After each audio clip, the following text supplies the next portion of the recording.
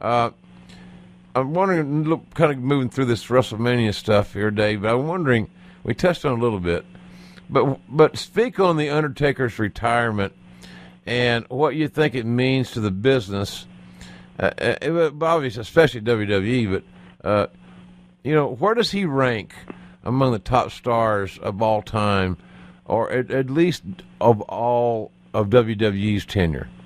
I mean, you've got your big tier, which is Hulk Hogan and Bruno Sammartino and Dwayne Johnson, and obviously Austin, and him and Shawn and Triple H. I mean, that's the I hope I didn't leave anybody out. John Cena, if I didn't mention him. That's the guy. Those are the guys.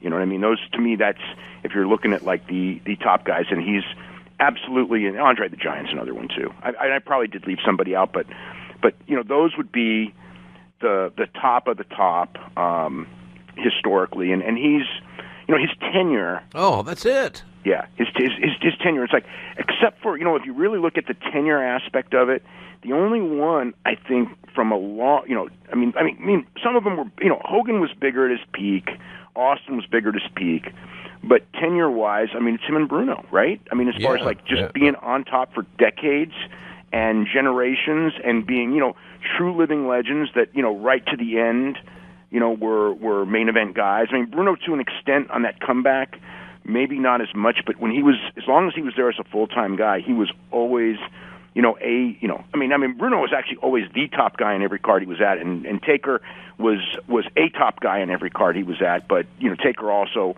the tenure was, it ended up being 20, he came in, was it 91? So 25 and a half years?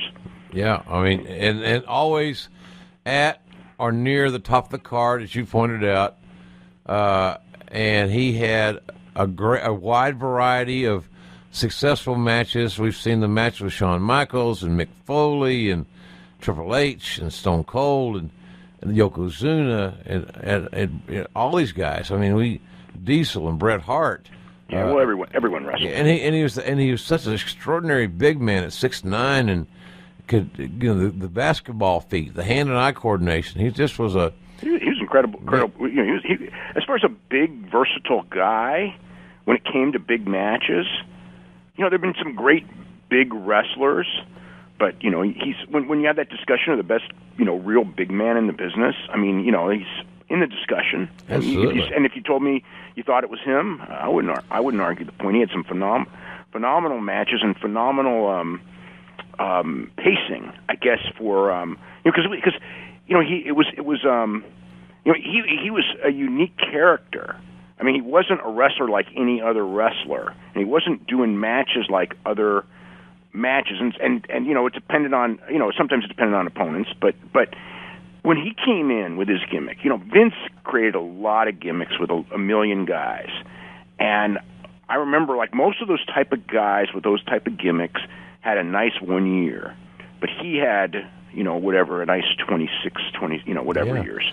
And I mean, it's nobody had that. Nobody ever came up with that gimmick where you come in, you're the monster, they build you up for the championship match, you lose, you kind of hang around for another year or so, and you kind of fade away. That's what that weird gimmick is. And then him and Kane never faded away. I mean, and he was a much bigger star overall than Kane. So I mean, it's like you got to. That's I think the key thing is the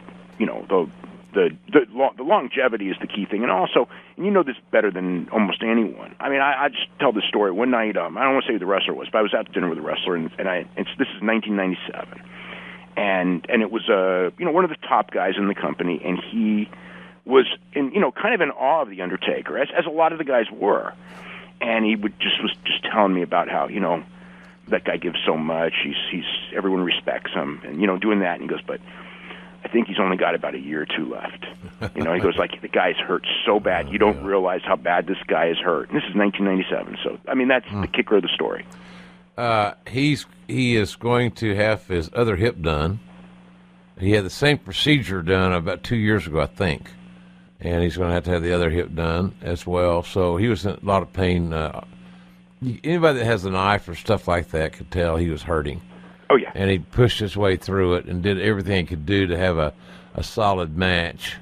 But, he's just beat all to hell. But he just kept coming back and coming back. Mark Calloway loved being the Undertaker. He became the Undertaker when it Showtime. So, but boy, I just think that 26 years and the schedule, all from starting in '91, and how the schedule evolved, and the different opponents evolved, the different guys on top changed. The style of wrestling changed. Absolutely. Do you remember the WrestleMania that he had where he did the tope over the top to the big group of guys? Or was that the Royal Rumble? He did a few times. I mean, the one I remember was the Shawn Michaels match where Snuka's son was supposed to catch him. Yeah. Where and that was their really phenomenal match, and like the first thing was like they're having this great match, and he wasn't caught, and it was like, oh my God, like every time somebody does that crash and burn, I always worry about it, like because you can really get hurt on that if on that type of a move, and he's a really big guy. You don't see big guys when he does that big run and dive over the top. It's like, I mean, there's big guys who are like. Brian Cage is a really big guy, and I've seen him do some incredible dives. But I mean, big, but he's not 6'9". He's like 6 feet and 285 or whatever he is. But this guy, so tall, it's like almost. It is kind of unheard of. I don't think that there's ever been a big guy who quite did that. And so like majestically, I guess is the word. Let me ask you this: you think that the character, his unique persona, can have an adverse effect on how he is perceived by the experts of the business? In other words, you think he's a gimmick guy? Well, he's a. I think for the first year, yeah. I think for the next whatever. I mean, well, even I would actually say maybe a little longer than that. For the first couple of years, it's kind of like, well, he was given a great gimmick and he never got beat, or he was always protected. I won't say he never got beat, but he was protected for years. But there comes a point where you know what I mean? I think he outgrew any label of, yes, he was Vince McMahon's greatest gimmick ever, okay? The greatest gimmick ever. But if anybody but Mark Calloway was handed that gimmick, I think that who was that size, I think they really, like I said earlier, I think they would have had a really good year. Yeah, okay? But he outgrew the idea that he was just a gimmick. I mean, think of all those great, short-term gimmick guys. I mean, nobody had a career like he did. If you really, look at any of those kind of comedy gimmicks or savage gimmicks or any of your those type of pure gimmick performers that don't have a real name and everything like that, they're in one of them that had a career like he did. That's why I say he's arguably, depending on your criteria, the greatest ever. 26 years and working on top and being an integral part of the revitalization of the brand, the Attitude Era, the company going public, and him being prominent as a babyface and as a heel, reinventing himself along the way. I just have the utmost respect for him. I know what he did for me during my tenure as the head of talent relations. He needed to have he was the captain of the team in the story, and he did all he could do to keep people focused in the right direction as best that he could. So I'm a big Undertaker guy. That's why I say I'm glad I didn't know all the story.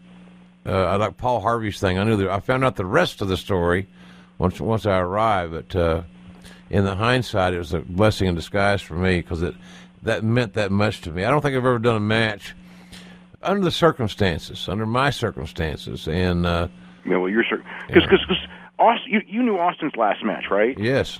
Yeah, because and of course I didn't know until after it was over. And I guess there was always the chance he would wrestle again, but he never did.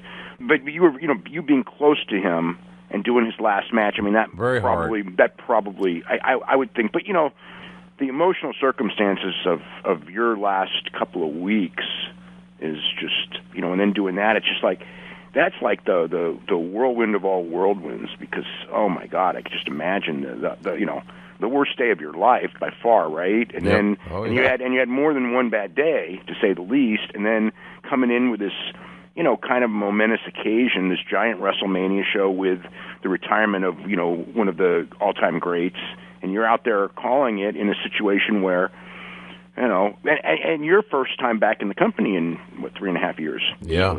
It's so. I can just imagine, what you're going through. It's probably better that you didn't overthink it because exactly. That's my point. I didn't overthink it, and some things about it I wasn't aware of. I just didn't know what was around that corner. So I just kept walking around the corner. I kept walking. I kept going. I kept moving forward, and that's kind of how that worked. And I got through it, and still trying to get through it so far.